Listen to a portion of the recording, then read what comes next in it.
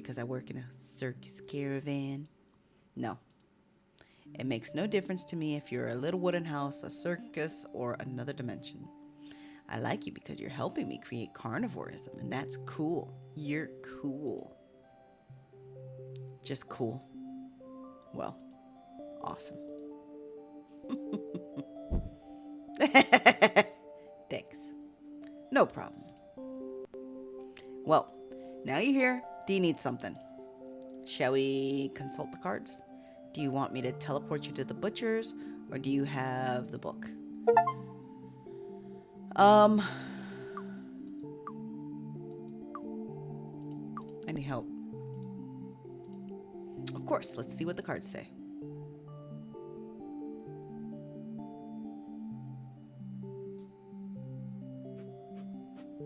I have the book, but I don't have something with a red cover.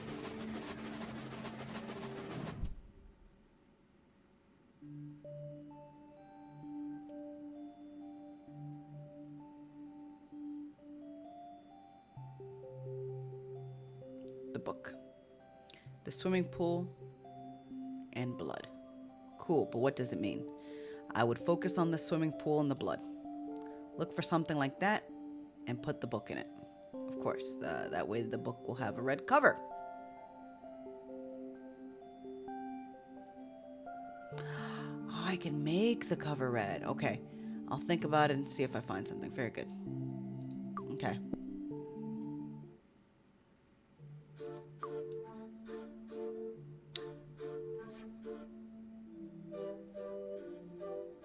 Ooh.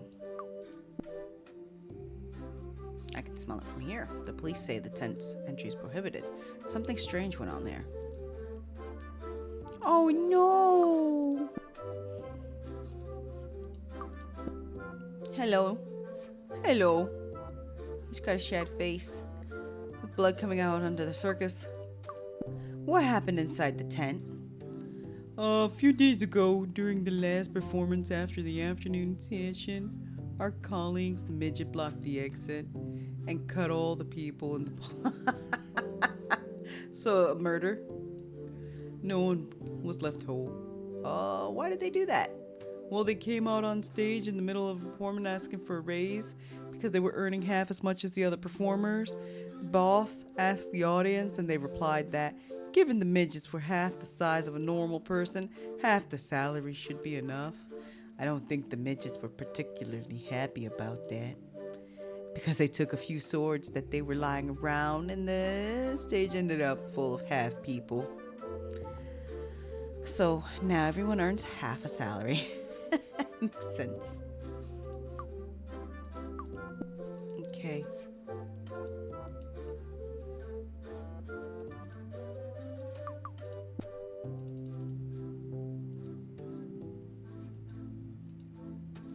So I can't go in there?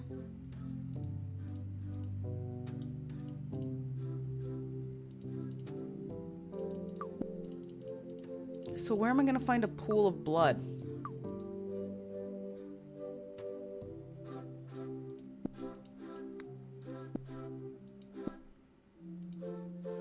Alright.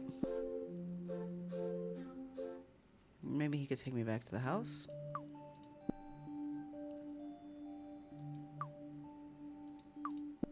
I've got the blank pages, and it's got loads of pages, but the cover's white. It needs to have a red cover, so that represents the meat, blood, and passion. Okay. Send me to the butcher's.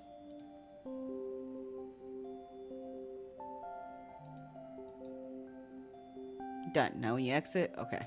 Okay. Cool.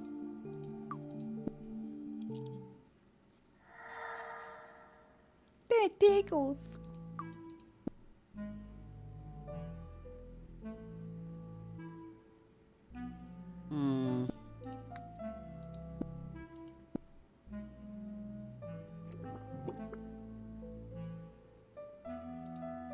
Now the cover's red.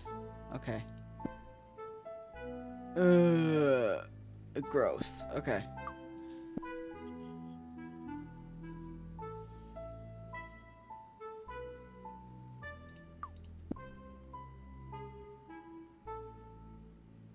I gotta walk all the way? Shit. What the fuck are you doing? Hey, look! Retro games. Hello?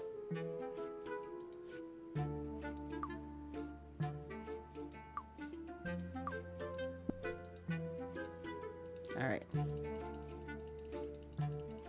Let's get going. Oh, she's so cute. Look at her running.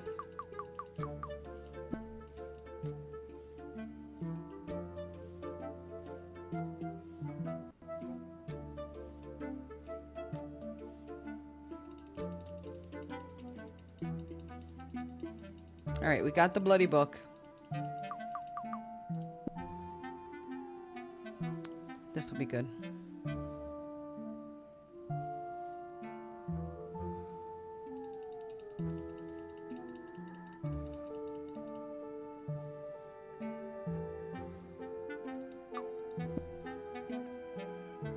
Ugh!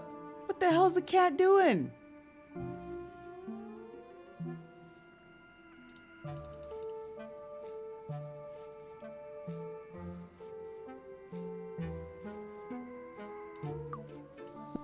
You saw the cat? The cat was cleaning himself. That's gross. Okay. Give him the book.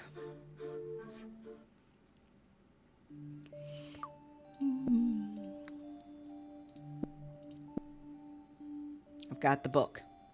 With lots of pages, nothing written on them, and a red cover? Yes. Yes. Do you have a pen? No, I never carry a pen. Here you go. And now what? Now you'll write the principles of carnivorism in your book. And what principles are those? No idea. But soon you'll know them all. Oh yeah? How? Do you fancy heading back into your dormant imaginarium for a chat with the great bleeding pig? Yeah, that would be cool. Yeah. Last time our chat was cut short. Perfect. You know how it works. Have you still got that special cocktail? Yes, I've got it here. What should I say to him? Hey, great bleeding pig, tell me what the principles of carnivorism is or something like that? Well, that's not the way I'd do it. I'd start by asking him to tell you his life story. Ask him to explain how he became the god of carnivorism. And whether it was his childhood dream. Wait, what? I'm going to write this down. My memory is terrible.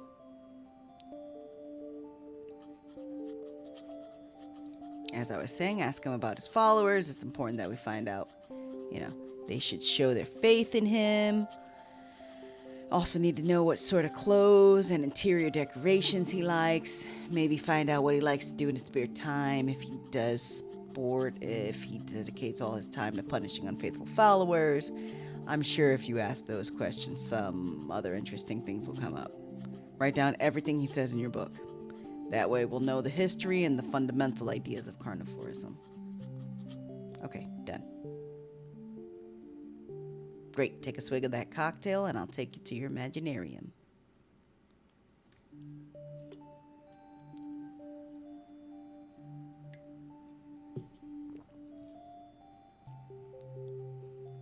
Ready?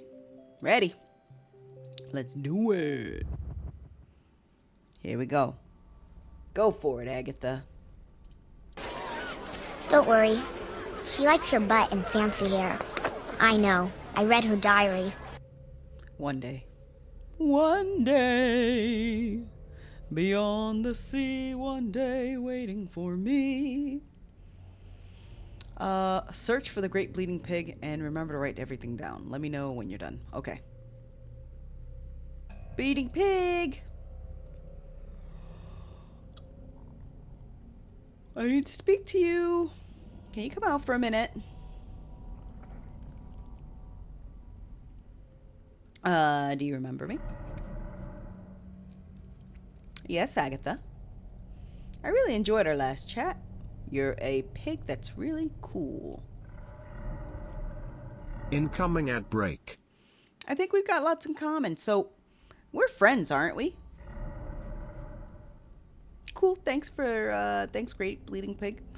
Would you mind if I asked you a few questions? I'm really interested in the carnivorism. Can you help me understand how it works? It'll be a Bit like an interview. What a coincidence. I want to make my animals happy too. And a friend told me that with carnivorism, I can do that. So, can I ask you a few questions about carnivorism? Okay, hang on while I get my book out. My questions are written in it.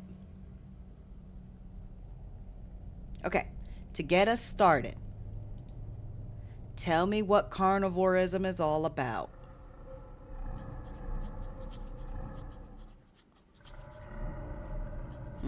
Oink, oink. Yep, I'm listening.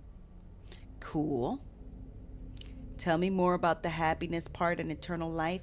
I'm particularly really interested in that.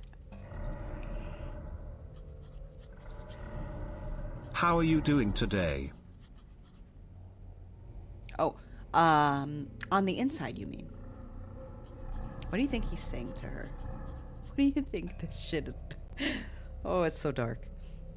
What did you say it was called? Gate of Great Sacrifice. Okay. What's the gate like?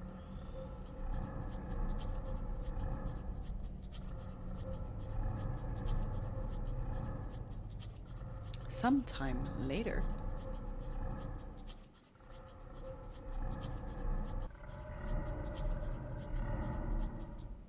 Dark red with a hood. Like blood. Okay. Oh, I don't have any pages left. I filled the whole book with notes. Doesn't matter. I think I've got enough. Thanks so much. I really enjoyed talking with you again. Everything you told me was super interesting. If I need anything else, I'll come visit again.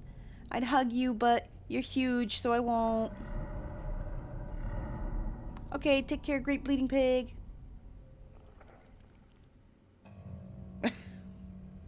Right? I'm done. Sandro, I finished. Uh-oh, am I stuck in my mind? Sorry. I fell asleep. You were in there a while. Come on, get me out of here. I'm on it.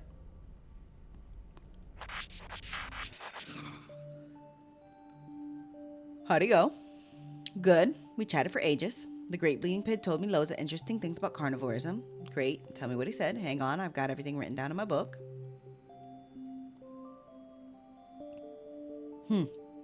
What? I can't read my own handwriting. Yeah, I don't know how that could happen. While I was writing it, I understood everything, but now it's like someone with awful handwriting wrote it. Let me see.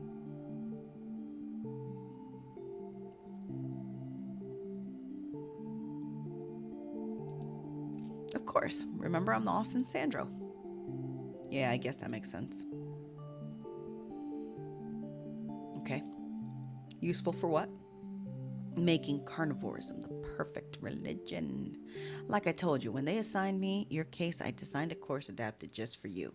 But I was missing some minor details to make sure that there were no loose ends. After having created the Great Bleeding Pig and now having all the fundamental principles of carnivorism in this book, I'll be able to guide you better on how to make your animals happy and bring your customers back to the butchers. Cool. What do I need to do now? You need to look for a sanctuary. A place where all the followers of carnivorism can go to demonstrate their faith. Like one of those churches. A place where carnivores can go to pray, sing, die.